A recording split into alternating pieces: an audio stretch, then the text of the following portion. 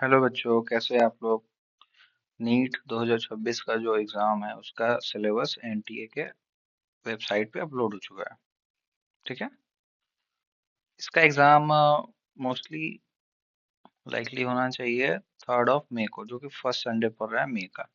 तो उस दिन होना चाहिए। इसका एग्ज़ाम फॉर्म भी आएगा, नेक्स्ट मंथ में आना जाना चाहिए। ठीक है, हम लोग देखते हैं। तो फिजिक्स में वही है, हमारे पुराने चैप्टर्स हैं।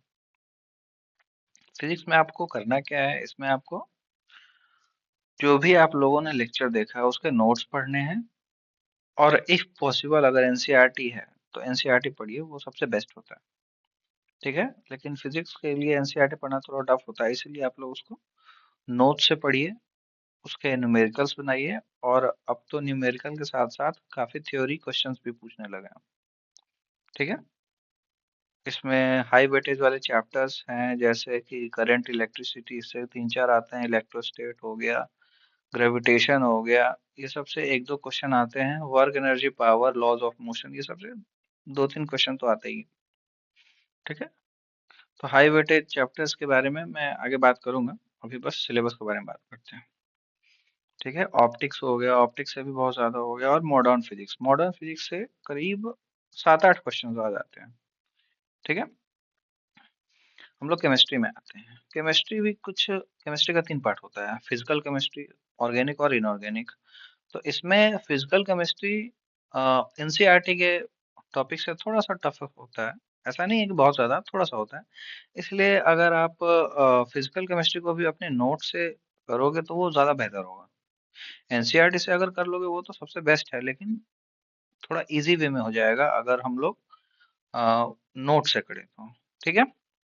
बाकी इसका जो ऑर्गेनिक पार्ट है, ऑर्गेनिक और इनऑर्गेनिक पार्ट, ये दोनों एकदम लाइन टू लाइन एनसीईआरटी पढ़ा होना चाहिए। इसमें जो इक्वेशंस आते हैं, क्वेश्चंस आते हैं, जो भी केमिकल रिएक्शन आ जाता है, किसी का बॉन्ड लेंथ, किसी का बॉन्ड स्ट्रेंथ पूछा जा सकता है, एटॉमिक रेडियस पूछ सकता है, जो पी ब्लॉक के ग्रुप 13 से 18 एलिमेंट्स हैं, जो डीएनएफ एलिमेंट्स हैं, ये सब, इस सब के जो भी क्वेश्चन आते हैं, चाहे वो एटॉमिक रेडियस हो, उसका behaviour, melting point, boiling point, ये सब जो भी है ना, वो एनसीईआरटी बेस्ड है। एनसीईआरटी में जो डाटा दिया हुआ है, जो चार्ट दिया हुआ है, वही आता है। ठीक है। ऑर्गेनिक में भी और इनऑर्गेनिक में भी। ऑर्गेनिक में तो सारे रिएक्शंस होते हैं। इसमें क्या होता है, हाइड्रोकार्बन्स यानी अल्केन, अल्कीन, अल्काइन, ये सब के जो रिएक्शंस होते हैं वो अल्कोहल, फिनॉल, ईथर, और जो भी हमारे नाइट्रोजनस कंपाउंड्स है, ये सब के क्या है, वो सब प्रिपरेशंस है। तो एक दूसरे के समझ लीजिए वाइस वर्सा है। हाइड्रोकार्बन्स के जो रिएक्शंस है, वो अदर अल्कोहल, फिनॉल, ईथर्स के समझ लीजिए जो प्रोसेस बनने का होता है, वो प्रोसेस होता है। ये दोनों एक दूसरे के वाइस वर्सा है, वो दोनों एक दूसरे से मिल जाएगा। ठीक है। अब आता है बायोलॉजी। बायोलॉजी में कुछ नहीं करना, 100% एनसीईआरटी। बायोलॉजी में 100% एनसीईआरटी। और इसमें असर्शन रीजन जो क्वेश्चन है उनको बस प्रैक्टिस करना है अच्छे से। बाकी टोटल टोटल एनसीईआरटी ही पढ़ना है। ठीक है। सारे चैप्टर्स में एनसीईआरटी। अगर किसी चैप्टर का कोई चार्ट है, डाटा है, ये सब कुछ, डेट हो गया, साइंटिस्ट का नाम हो गया, हर चीज एनसीईआरटी का होना चाहिए। एनसीईआरटी आप लोग को एकदम जबान पे याद होना चाहिए।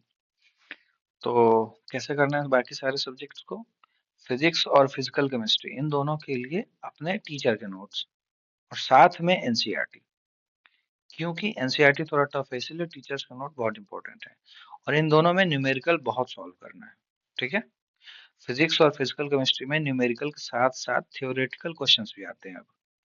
ठीक। ऑर्गेनिक, इनऑर्गेनिक, बायोलॉजी, तीनों में एनसीईआरटी, ओनली एनसीईआरटी। ठीक है। एनसीईआरटी ही सबसे बेस्ट है इन तीनों सब्जेक्ट के लिए। ऑर्गेनिक, इनऑर्गेनिक, बायोलॉजी, इन तीनों में जो एनसीईआरटी के अंदर जो भी डाटा दिया हुआ है, जो भी रिएक्शन दिया हुआ है, जो भी ईयर दिया हुआ है, जो भी चीज दिया हुआ है, वो सब के सब एनसीईआरटी का ही क्वेश्चन आता है। ठीक है। बाकी मैं सारे सब्जेक्ट्स का अलग अलग एक पार्टिकुलर वीडियो बनाऊंगा कि किस चैप्टर से कितना ज्यादा वेटेज है। ठीक है। Thank you.